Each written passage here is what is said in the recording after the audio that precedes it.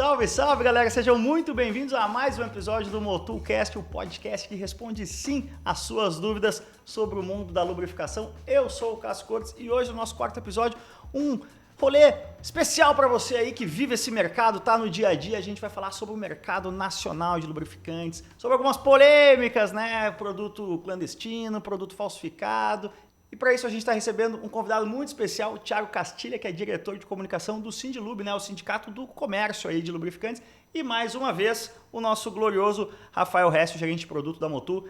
Thiago, primeiramente, seja muito bem-vindo. Cássio, muito obrigado. Rafael, obrigado à Motu aí pelo convite. A gente tem realmente um tema polêmico para tratar e virou uma doença nacional isso. O problema do clandestino, do falso e lubrificante sem qualidade está corrompendo aí, está maltratando o nosso consumidor, que nem vai perceber isso agora. E gerando muita dúvida, né, na galera. A gente tem hoje, se você puder trazer alguns números macro aí, Thiago, do nosso mercado, que tamanho tem esse mercado, qual é o peso desses problemas aí que a gente está mencionando versus o total do mercado? É um número duro de falar, mas é a melhor coisa para resolver um problema, né? A gente trata como se fosse uma doença, é fazer o exame. A gente foi lá atrás uma consultoria mundial, que aqui no Brasil é a Klein Consulting, para trazer o dado aí específico, né? Então a gente conseguiu mensurar o tamanho do problema. Hoje, o mercado de lubrificantes vale 35 bilhões de reais anualmente. A estimativa da consultoria é que 10% desse mercado é sem qualidade, com vício de qualidade, falsificado ou clandestino. Então, a gente tem aí uma pandemia no setor de lubrificantes brasileiros de produtos de baixa qualidade ou sem qualidade, né? Explica para a galera qual é a diferença entre produto falsificado, produto clandestino, produto pirata. A gente está falando aqui tratando de uma doença, mas é uma doença que tem várias variantes, né? Tem várias variantes. Muito boa essa, Cássio. Cara, o clandestino é o cara que faz um fundo de quintal. Muitas vezes ele até tem uma NP, mas faz um barriga de aluguel e ele faz o X-óleo, faz no fundo de quintal e põe para vender no varejo. Você tem o falsificado, que ele pega uma brand, aí, uma marca, e copia. Alguns aí estão se especializando. A gente está falando de crime organizado, a gente não está falando de o cara que tem desconhecimento. Esse aí é um cara que copia nos mínimos detalhes, né? E o com vício de qualidade é o cara que está sempre ali na margem, né? Então, coloca menos aditivo do que deve, enfim, e outras práticas aí que a ANP sempre está pontuando, né? É importante destacar, né, que no Brasil a gente tem uma legislação para isso, a gente tem um órgão regulador, que é a Agência Nacional do Petróleo, e é o que rege esse mercado. Então, se não tem registro na ANP, o consumidor tem que estar atento com isso, já é um óleo que está cortado, não pode colocar no seu motor. É a mesma coisa que você comer um iogurte que não tem registro na Anvisa, né? É um risco parecido, né, Rafa? É isso aí. E o Thiago falou, é bem importante que você tem esses que não são tão gritantes assim, que está trabalhando na margem. São lubrificantes que são, assim, oficiais, podem ser comercializados e tudo mais, mas trabalha na margem. Então, você não tem muito como detectar isso, né? Pescar isso do mercado. Apesar de que tem um trabalho aí desses órgãos reguladores de sempre estar fiscalizando na rua e, eventualmente, sempre sai alguma coisa ali que está fora da especificação. E, infelizmente, isso aí bagunça bastante o nosso mercado, né? Isso. Exato. Eu acho que eu até cortei você, desculpa, mas é importante dizer assim, o Brasil ele evoluiu muito nisso. O programa da qualidade dos lubrificantes começou em 2007, o Sindilub foi um dos caras que cobrou para ter isso. E a gente tem no Brasil, sim, muitos bons produtores nacionais, assim como as marcas excelentes aí internacionais.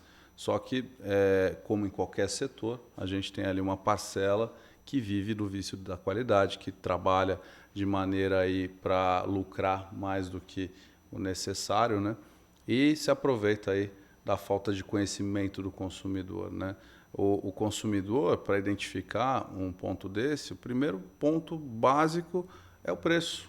Então, assim, um óleo básico custa X reais. A gente não vai falar preço aqui porque cada um tem uma especificidade, né? Você tem bases aí mais complexas, como das top brands, e você tem bases mais simples aí dos óleos mais simples. Mas você juntar o preço do básico com aditivo, o custo da embalagem, não tem como um óleo custar R$ 9,90 na prateleira. Sim, não existe milagre. Né? Aliás, R$ 9,90 hoje em dia você não compra nada, é custo.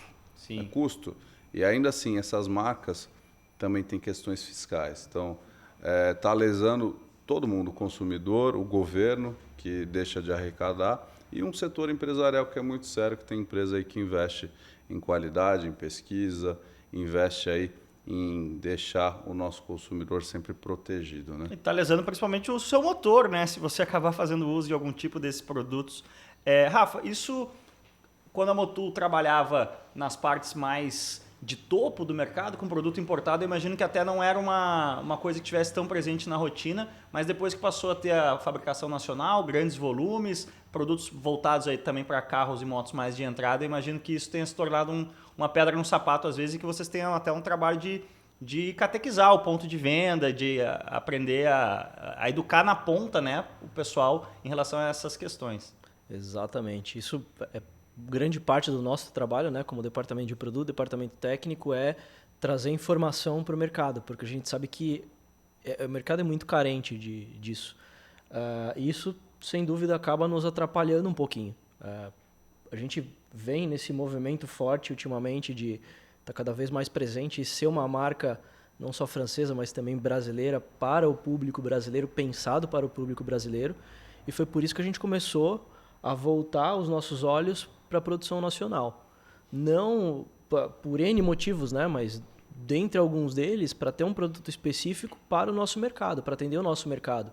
A gente tem a fábrica lá na França, em outros países também, que atendem demandas globais, mas nada melhor do que você fazer aqui no Brasil para atender exatamente o que a gente precisa, num custo muitas vezes melhor e com uma logística também bastante melhor. Mas a gente tem que realmente fazer um esforço um pouquinho maior para trazer essa informação de que o que é feito aqui é tão bom, ou no nosso caso, melhor do que a gente importava até pouco tempo atrás. Agora, quando você tem tantos...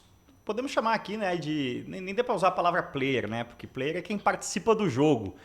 Quando a gente tem tantos atores aí, mal intencionados mesmo, acaba gerando essa grande doença dos tempos modernos, que é a desinformação, né? E aí a desinformação, às vezes, respinga nos players sérios, né? A gente sabe que a Motul aqui, a fabricação nacional, a embalagem é um pouquinho diferente lá de fora, e o pessoal, o Thiago citou aqui, tem até 10% de óleos que não são legítimos, vamos chamar assim. Então a pessoa já meio que liga o radar, já liga uma desconfiança, e aí vê uma tampa diferente ali. Não, isso aqui não é Motul, não. É Motul nacional, né? Tem como mostrar aí a diferença? Bom, então aqui a gente tem os dois produtos aqui para a gente poder comparar, principalmente a embalagem, né? Esse aqui, que é uma linha nova, que é a linha NGen, que é uma linha bem voltada aí para ser um produto sustentável.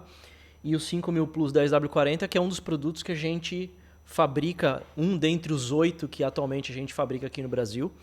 E aí a gente vê essa tampa que é diferente do que a gente já estava acostumado, que na verdade, desculpa, já é uma tampa que existe para os produtos importados. E o que acontece é, aqui no Brasil, justamente o que eu falei, a gente tem voltado os olhos cada vez mais para a produção nacional, e essa tampa nova justamente vem para estar alinhado ao que a França vai fazer daqui a algum tempo. O Brasil saiu que na eles já frente estão aí. indo para esse movimento de mudar Sim. a tampa, padronizar a embalagem, que essa embalagem também é diferente da antiga. Então, desculpa, na verdade a gente já está na frente.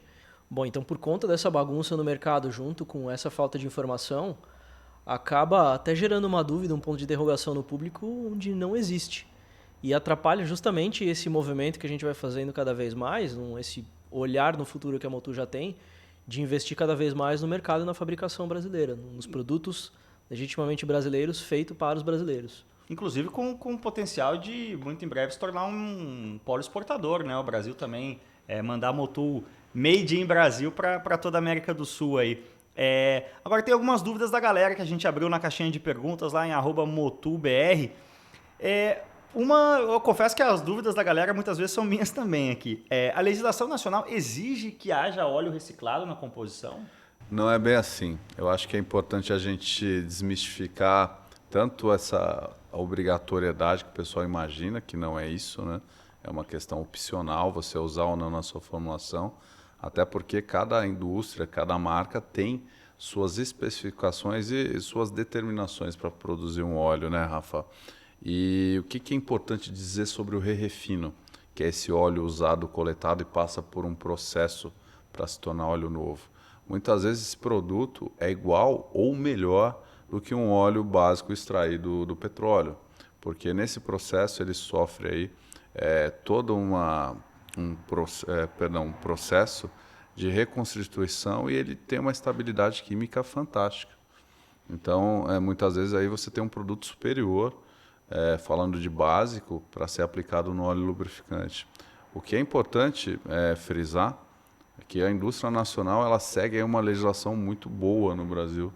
O Brasil ele foi precursor nisso e a indústria do lubrificante também foi, tanto na questão do óleo usado, que é um problema, tá?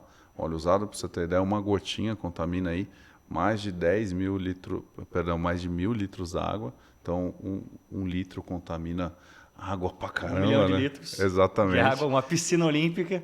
E essa daí é uma legislação mais antiga e o produtor ele tem a responsabilidade, pela participação dele de mercado, de contribuir e comprar ali, custear essa coleta de óleo usado.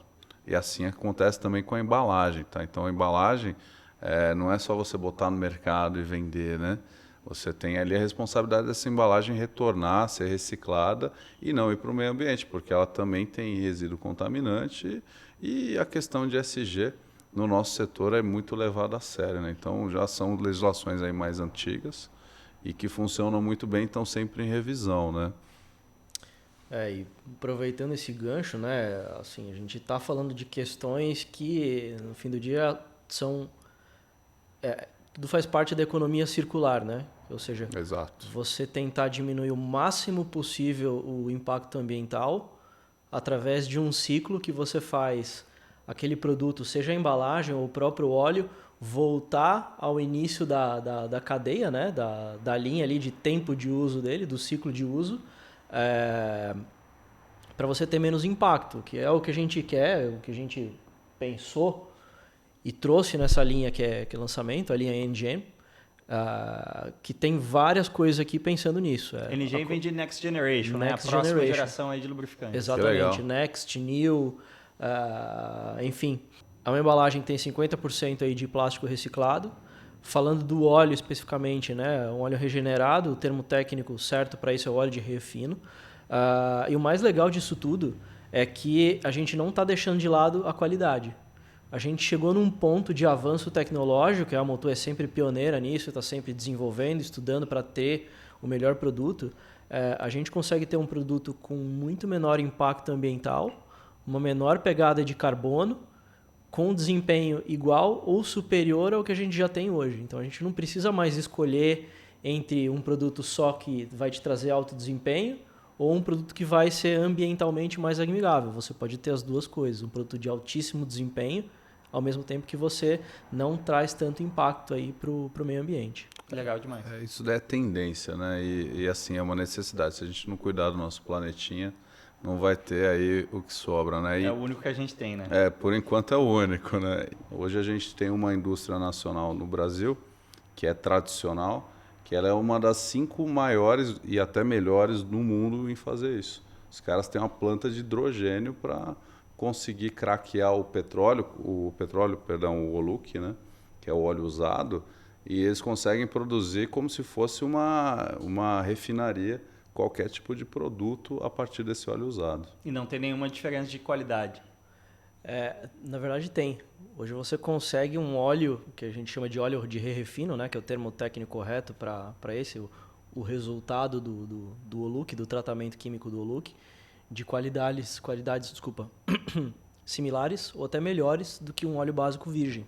E aí até é uma dúvida que acho que da maioria das pessoas, e até acho que é legal a gente deixar claro esse ponto que você comentou, me corrija se eu estou errado, você é o expert nesse assunto, mas a gente aqui como importador, até pouco tempo atrás, né, só importador, a gente de alguma forma precisa investir ou pelo menos precisa se preocupar com o destino do óleo que a gente está vendendo. Então Exatamente. A gente precisa dar de alguma forma algum tipo de tratamento para o óleo que foi usado.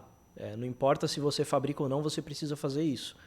E se você passa a fabricar, eu acho que não necessariamente a gente precisa colocar na composição, mas que sim a gente precisa ter esse cuidado com o óleo que a gente coloca no mercado, fabricando ou não.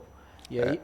eu acho que um ponto importante para destacar, né, a indústria do petróleo e do lubrificante especificamente saiu na frente quando fala de ESG, mas ESG de verdade, não é só ESG para dizer que faz, entendeu? Em 2012 saiu a lei da logística reversa da embalagem, que tem ali a responsabilidade dos produtores de dar o destino final dessa embalagem. Então você compra para trocar na sua casa, você é apaixonado por carro, você tem que levar para o lugar adequado, e aí esse produtor que participa desse plano, ele vai dar uma destinação para a embalagem. E assim também acontece com o óleo, ele tem uma responsabilidade em cima do volume que ele tem de óleo vendido, de cooperar com esse sistema para ele conseguir recuperar o óleo na oficina mecânica, na troca de óleo, e aí vai para uma indústria de refino. Então, eu acho que para fechar esse ponto, que é uma dúvida, sim, o produto pode ser igual ou superior, e aí cada produto, cada fabricante tem sua especificidade. Muitas vezes tem um cara aí que vai usar um óleo grupo 2, né? Tô do lado de um cara que entende muito, né? Essa parte técnica aí do óleo, mas é um grupo 2 de excelente qualidade, que é um óleo aí usado na grande parte das formulações. Mas o que é importante dizer, e também ligado ao nosso tema, a indústria que é séria, ela colabora com a logística reversa do óleo, da embalagem, ela contribui com o imposto.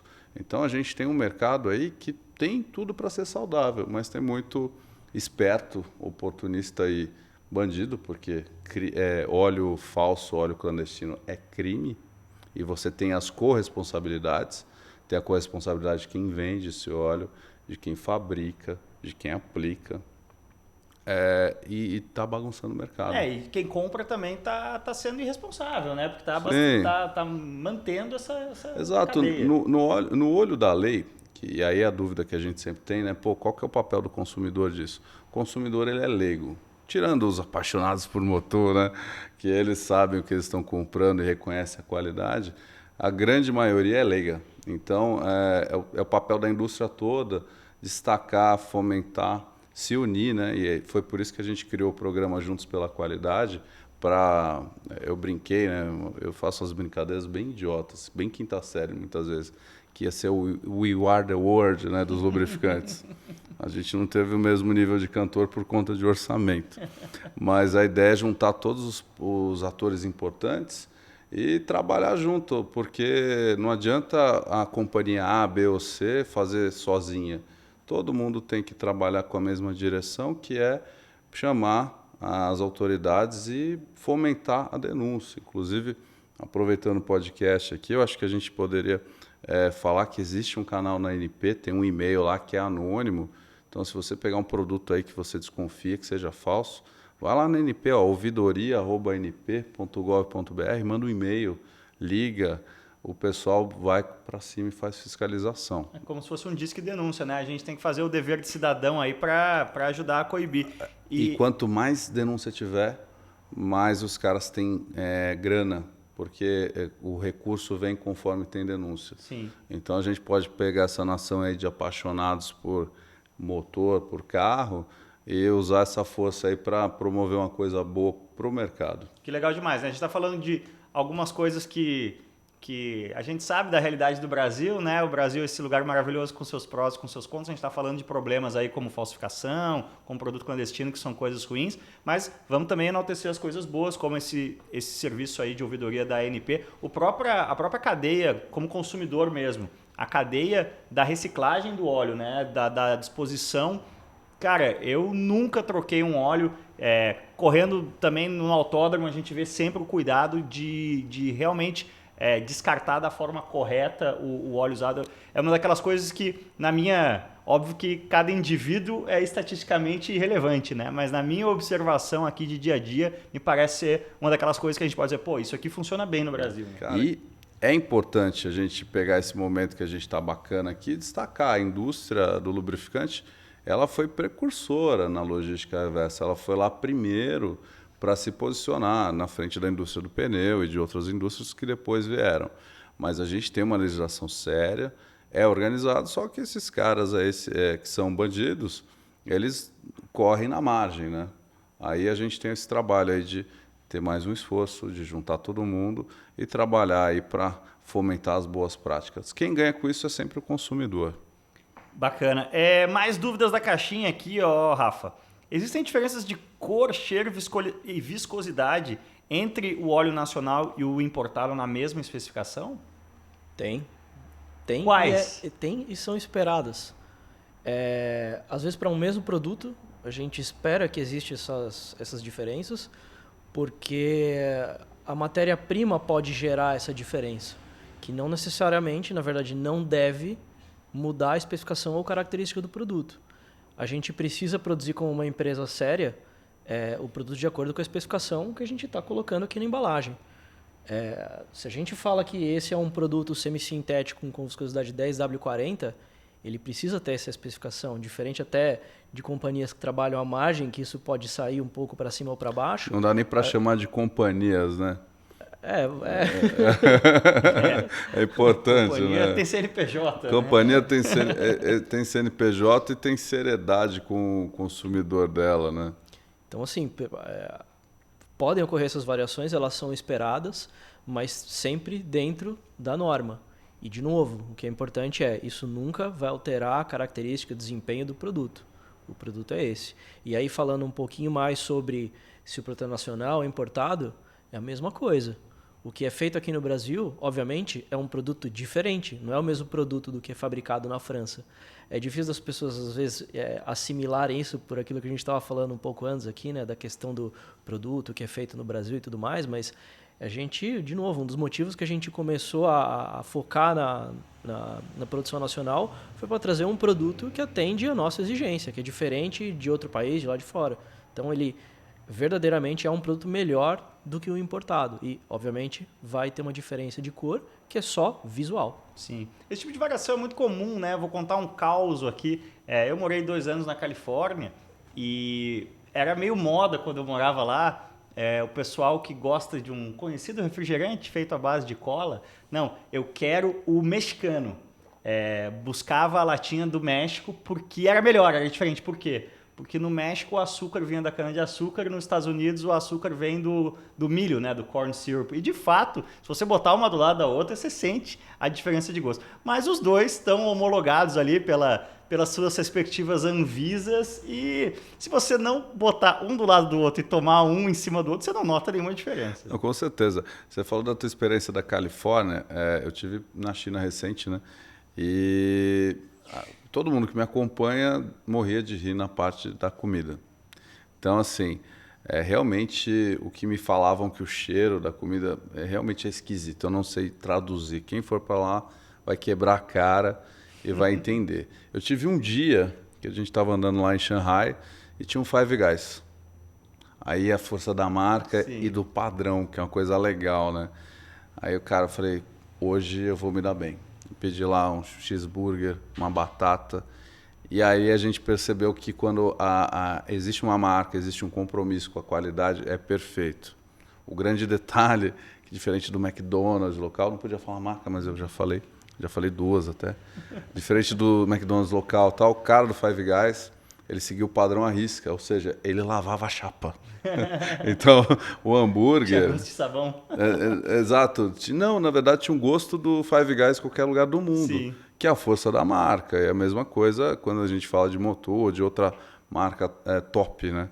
Os caras seguem um padrão de qualidade, têm um compromisso com a marca. Então, de novo, a gente tem muito problema no Brasil, mas tem muita gente séria trabalhando e a indústria nacional é tão competente quanto as outras, né? Afinal, o brasileiro, ele realmente é maluco por carro, né? E por moto também, né? Por tudo que faz barulho. É uma das razões de sucesso da Motul aqui, né? A gente tem realmente um percentual grande do mercado consumidor que faz questão de ter o melhor produto ali. Agora a gente sabe também que na realidade econômica brasileira, muitas vezes a decisão é feita muito na base de preço. Isso acaba alimentando, né, esse mercado paralelo aí. Tem que ser competitivo, né? Eu acho que a competitividade em qualquer mercado é importante. Mas o mercado paralelo, ele acontece justamente porque a gente não está num momento fácil, a população está endividada. Esse é o fator principal, porque não decola. A economia não vai para lugar nenhum, a população está endividada. Porém, é um problema que é cíclico e vai prejudicar ele, não agora, mas um pouco mais para frente. O cara, quando vende o carro, o próximo dono vai ter um prejuízo grande, que a gente sabe que o óleo, diferente do combustível, não vai aparecer ali. Mas mais para frente vem, e quando vem forte, né, Rafa? Aí o tamanho do prejuízo é pesado. E para o cara que roda muito também, né? Imagina o taxista, o frutista, né? Exato, e você cata assim, alguns perfis profissionais, né? O motoboy, que aqui em São Paulo é uma profissão que tem muito, né? Ele cuida bem da moto dele. Então, muitas vezes o cara usa um óleo clandestino ou pirata, vai acabar com o sustento dele. É a mesma coisa com o caminhoneiro. O caminhoneiro, o óleo é uma das coisas que ele mais se preocupa, né? Agora, a grande massa de automóveis, muitas vezes ele nem sabe que o óleo vai no motor dele. Aí fica mais uma dica aqui no podcast do Motul. Acompanhe a troca de óleo do seu carro, que muitas vezes você está consumindo um óleo que você nem sabe qual que é. Fora que é um barato, né? Eu adoro troca de óleo ali, ver saindo, ver entrando. Já falei aqui antes, eu troco óleo mais do que precisa até, porque sempre me dá aquela sensação de sangue novo, principalmente na moto, né? O motor que trabalha mais estressado, né? Que você tira ali uma potência específica maior, você nota muito a diferença. E essa cultura que a gente tem automotiva é muito legal, mas muitas vezes na correria, e não vai no auto center, né? Tem a questão do óleo a granel também. Então, assim, cara, você vai num lugar que tem óleo a granel, realmente o custo é um pouco melhor, né, Rafa? Sim. Só que você tem que tomar cuidado, você tem que ver se aquilo ali está identificado. Se você for um consumidor mais atento, tem que ter uma etiqueta ali. Eu ia perguntar isso, quais são para o consumidor, assim, no ponto de venda, quais são as dicas para ficar ligado? Eu vou falar do ponto de vista aqui que a gente tenta explicar para todo mundo, eu acho que o Rafa complementa, né? No ponto de venda, principal fator aí, preço. Então, não tem mágica. Se você sabe quanto custa, aí, em média, um óleo bom, um óleo, vamos dizer assim, alternativo, né, de boa qualidade, ele tem que estar em torno daquilo. Porque é muito simples, é óleo básico, embalagem, né, o aditivo que vai dentro, que representa mais da metade do valor do lubrificante, porque é uma composição química importante, e aí tem imposto e toda propaganda. Tal. Então, assim, o preço gira em torno daquilo, alguns mais, outros menos, né? Esse é o principal sintoma. Onde há óleo a granel, tem que observar o tambor. Então, o tambor que está ali, não tem uma identificação, está arriscado, está remarcado, ele pode ser um sinal que o ponto de venda ali põe outro tipo de óleo, que aí já é outro problema, né? É má fé de quem vende o óleo, mas é um outro sintoma, né? E basicamente isso. É interessante, eu não vou estragar mais uma embalagem, toda vez eu estrago quando eu venho no podcast, mas tem um rótulo ali, tem um lacre. Cara, quando você vai trocar o óleo, você tem que prestar atenção se esse lacre está vedado. Porque, de novo, pode ter má fé de alguém colocar um outro óleo dentro de uma embalagem, né? Então, eu acho que esses são os pontos principais, né, Rafa?